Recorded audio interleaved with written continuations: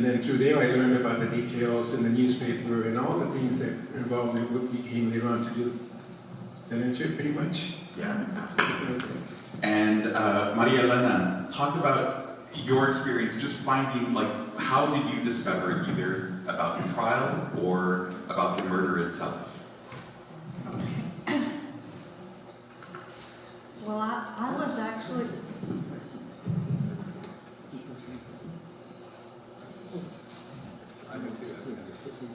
No, hold on. Oh, I have to hold the button? Yeah, I think so. Okay, can you hear me? All already on. Hold it? Yeah. Did you hold it? Just try it now. Just try it Hello? now. Is it there? Okay.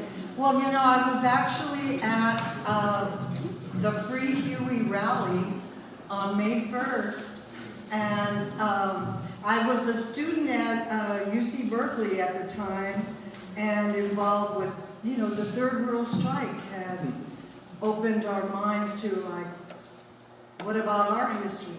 What about our contributions? And the coalition, Berkeley was Asian American, Native American, Chicano, and African American, and we all recognized the same oppressor.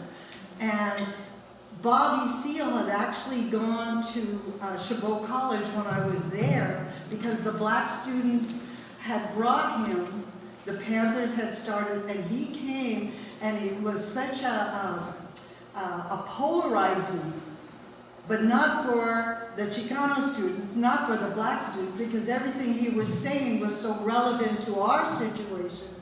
You know, so the Panthers really, and he did it with humor. You know, like, how could we laugh about how awful the situation is, but yet that humor, you know, bonded us. So, you know, I was aware of the Panthers. I went to the Free Huey rally, and that's when I noticed that across the street, how naive were so many of our students, across the street, all the buildings were filled with men in suits taking pictures of them. And we weren't covered, you know, we're out there, you know. Anyway, that rally was when I first heard, and then right after, to see on the TV when they were rounding up everybody that was 5'4", brown, had a mustache. I had a mustache, but you know, it just was like, wow, they are arresting our whole community. So those are the kind of things that stayed in my mind.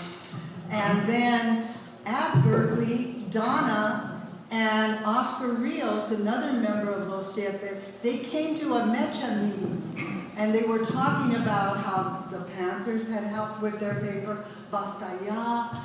They had a legal aid service, Centro Salud, and that started, because Berkeley,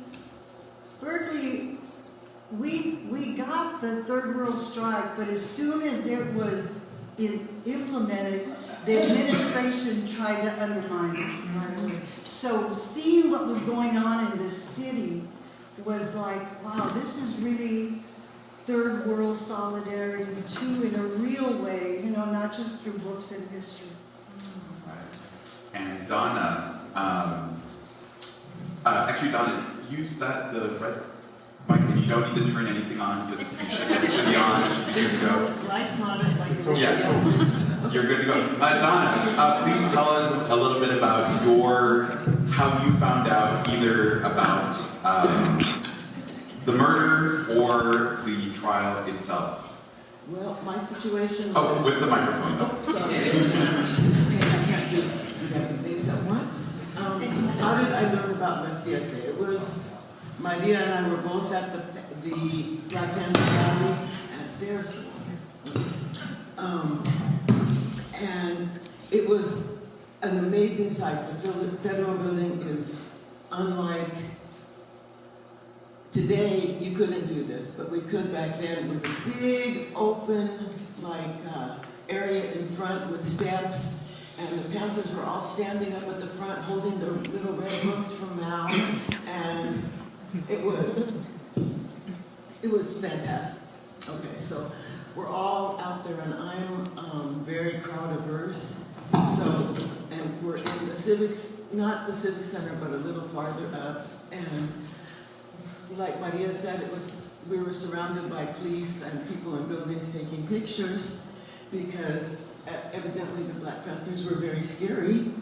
So, I was standing in the back by a police motorcycle, and the radio came on. It was all crackling, and it's like, you know, officer down, bunch of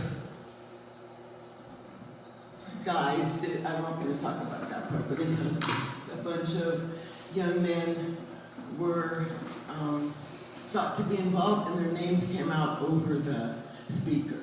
And 2 of those guys happened to be with me.